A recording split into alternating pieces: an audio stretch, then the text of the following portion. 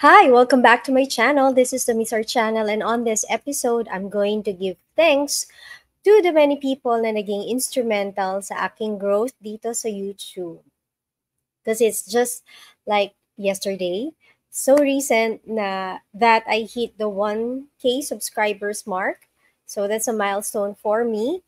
And it seems na pag nag-reach ka pala ng ganong milestone, something crazy will happen. So I wasn't expecting that. I wasn't expecting that to happen so fast, so quick, because recently lang naman ako naging active. As I mentioned in my past videos, recent lang ako naging active because nagkaroon tayo ng time to sit down, take a moment in front of my laptop and record myself reacting on certain issues and events.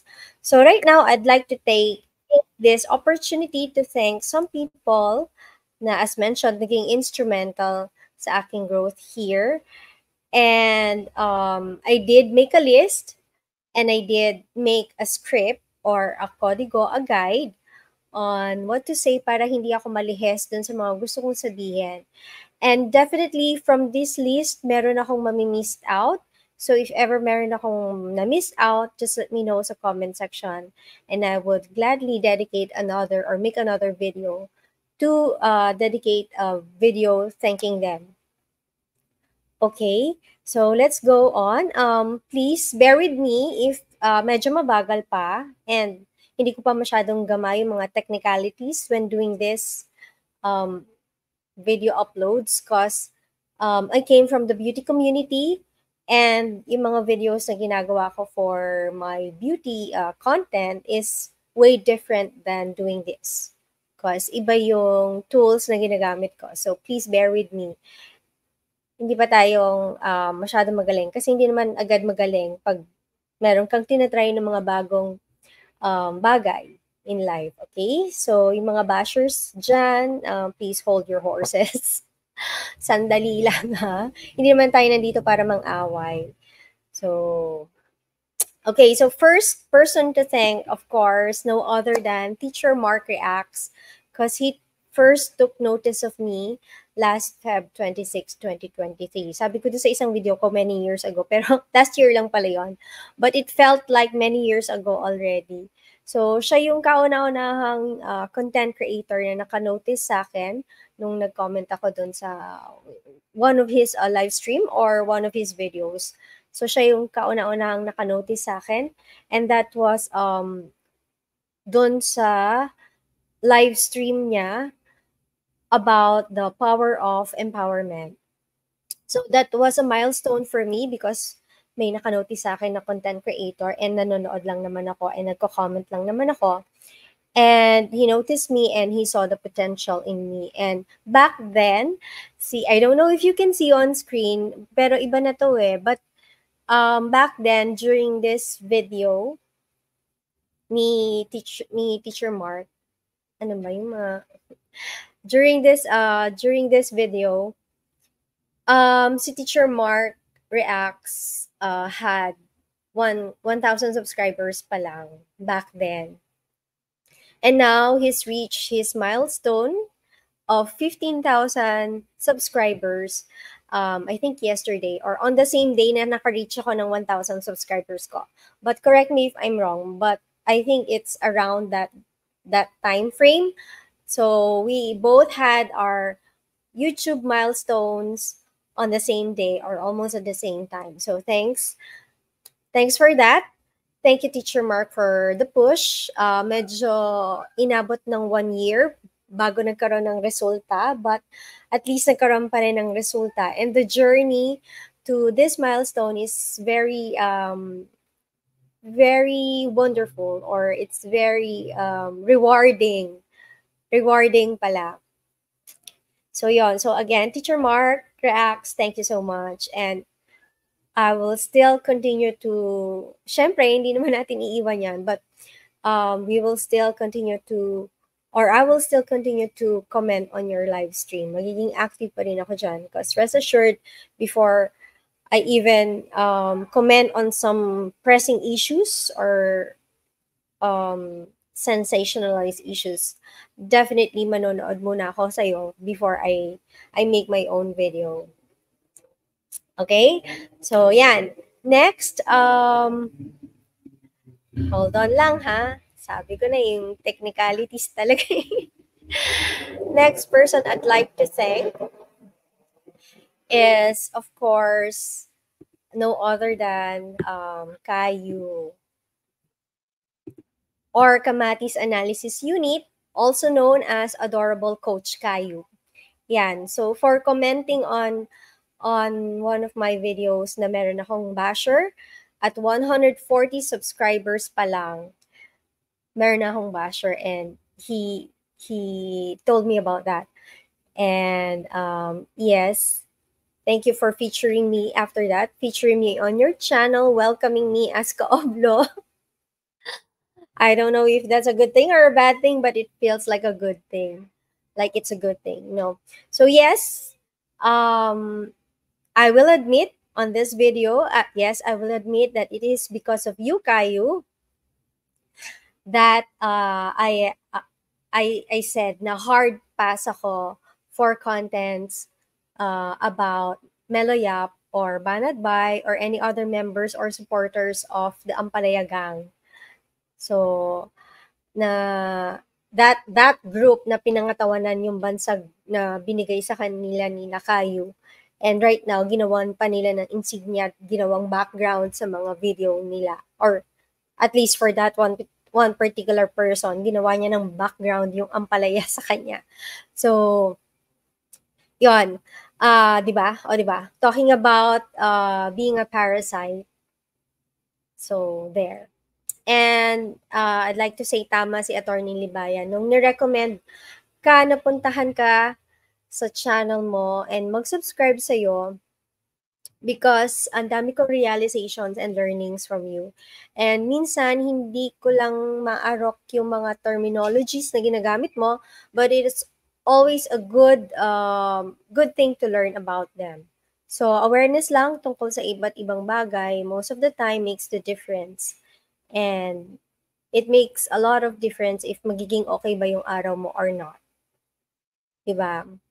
If, let's say in a day, you picked up something good, a good to know thing, then okay na yung day mo or maganda na yung mood mo for the entire day. So, yan. Thank you so much, Caillou. Thank you for the support, for the push, for always doing content na nakaka-enlighten and nakakadagdag ng knowledge. Bits and pieces of knowledge makes the difference in our everyday lives. Ika nga. So, yeah, next. Wait lang. Technicalities ulit. Wait, the next person I'd like to thank or naging instrumental to my growth here is, of course, no other than I am Shan Wayne. Yan. Feature niya rin ako sa channel niya few days ago. And thank you for featuring me on your channel several times, as well as for recommending me to your subscribers. May mga nagko-comment that they came from your channel. Thank you so much to your subscribers as well. And I am humbled that you find my flair on my reaction videos as witty because I don't even feel that I am witty. Dun sa mga videos ko or mga reaction videos ko, I don't feel I'm witty. Maarte lang. So, yan. And I'd like to say also that it's also from you that I get to learn and understand the other side. Although it's the other side because in most of your videos, you give parang mga insights on the other side of things. So, if may issue and ito yung, let's say, nagiging mainit na sentiment ng tao, then you give like the other side of it on that issue. So, yun yung nakukuha ko sa'yo and yun yung natututunan ko. So, yun nga, parang you're able to see you're able to see yung both sides of the picture of the issue and then discuss them in a way na nagiging enlightening for people like me. na kunyari konti lang yung alam about a certain issue, na i-enlighten kami. So that's what I get from you. It's from I am Shan Wayne, that I learned to balance out kung ano yung stock knowledge ko or ano yung awareness ko about certain stuff. And then she gives a different perspective or another perspective on those issues. So mas naging open-minded ako to learn things about law and understanding about law from whatever sides there is. So yon. So thank you for featuring me. And I'd also like to thank some of the people from the community. I'd like to thank Perfect Defect. Siya yung unang-unang taong totoong nag-ingay sa pangalan ko sa Discord. I mean, nananahimik akong nagba-backread during that time. Nagba-backread ako ng mga unread messages sa Discord to get myself updated. Dahil maarting marites din tayo naman. So, biglang nag-share siya ng link doon of one of my videos. So, thanks, Perfect Defect. And also, thank you for your effort of deflecting yung live stream ng isang content creator out there na hindi ko alam if Ampalaya member ba siya or what, but habang actively participating ako doon sa live stream ni Attorney Libayan, ito palang content creator na to is kinakaliskisan ako doon sa channel niya. So actually, thank you. Then kay Perfect Defect and kay Trying Hard Comedian and Sento, na na-catch nila yung moment na yon, na they somehow in their effort deflected yung mga comments doon sa channel na yun or doon sa live stream na yun. So thank you so much for that. Thank you for your efforts. I truly appreciated that. Yan, dyan ko na feel how this community protect their members. So thank you so much. And since I've mentioned some people from the community, I'd like to say thank you as well to MUG Malasakit, to Apoluna, Mang Temyong, Mang Rene Sakalam, and your admins sa mga channels nyo. And to Recul. Si Recul yung booster. Yung booster sa page ng Batas Natin, pinost pa yung mukha ko doon na haya. Kung pwede lang, pababa mo na. Pababa na. But thank you, Recul, for doing that. Na-boost yung subscribers ko for that. And dun sa mga admins ng mga channels na minention ko, thank you so much for the warm welcome dun sa mga live streams whenever I go there and comment and participate during the live stream. Ang babait nyo and ang gagaling nyo mag-manage ng mga comments sa mga live streams. So, sobrang aliw ako sa inyong lahat. Thank you so much. And of course, to Attorney Libayan for continuously sharing your knowledge of the law despite the challenges that you are currently facing right now. So, unti-unting nagbubunga yung efforts mo when you first started here sa YouTube, and the true blue or true-blooded kabatas know that. And I'm one of them, and we support you on that. Although hindi ako yung first early joiners, but I go way back. And also to Attorney Claire, na rin na buhos-buhos yung pag-share niya ng knowledge din niya sa batas, sa kanyang channel, as well as sa kanyang radio program. She's one force to reckon with dahil ginagamit niya ng tama yung mga platforms and yung mga channels na meron siya. And Attorney Claire has one powerful channel that she has, and that is radio. And if lingid sa kaalaman ng marami, radio is one of the most powerful medium when it comes to communication. Radio is always there. Radio is, until now, in the age of internet and social media, radio is still strong, and Attorney Claire has that. So it's good that we have her in our community to spread information and to fight yung mga false news, fake news, or false information out there. So thank you very much, Attorney Claire, for holding the force, because we needed that. And finally, to the community ng batas natin, so yung mga kabatas, kayubi, kayungap, ayan, tama na, this time, kayungap, Armado or Sausaweros, thank you so much for your kind words of encouragement and your appreciation of what I do here on my channel.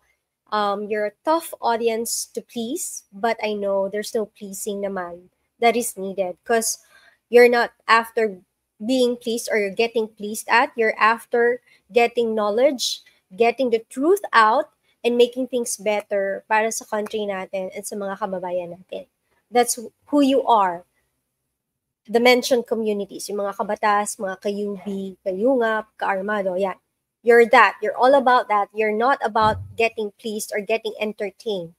Sa side lang yon. That's not your real core. And I know that because I'm one of you. Okay? So, ayan. Again, salamat sa mga tao, mga personalities, mga characters na naging instrumental sa pag-grow ko sa channel ko dito sa YouTube. Again, I will not only make content about Tulfo or his radio program, but my channel is about many things. You can see naman there that it's about stories, experiences, knowledge of a regular Filipina woman or a regular Filipina mom. And I'll talk about beauty, fashion, and living and life in general. So, yon, maarte man or hindi, ang mahalaga natututo tayong mag-improve, and maarte man ako, nag-iisip ako. And kahit sa isang tao na kagaya ko na more into makeup or more into beauty, I am also a Filipino. So I also care about my country, and my voice and my insight counts. Yon. So, kaya salamat. Thank you for watching. Thank you for your time. Thank you for spending a moment watching this video and hearing out what I have to say. So, yun lang. Kumain ng tama sa oras. Huwag tulugan ng inyong karapatan. At kung matutulog ka na, matulog na mahimbing, dahil ang natutulog ng mahimbing ay laging panalo. And as for me, have a good life. Smile always. Bye-bye.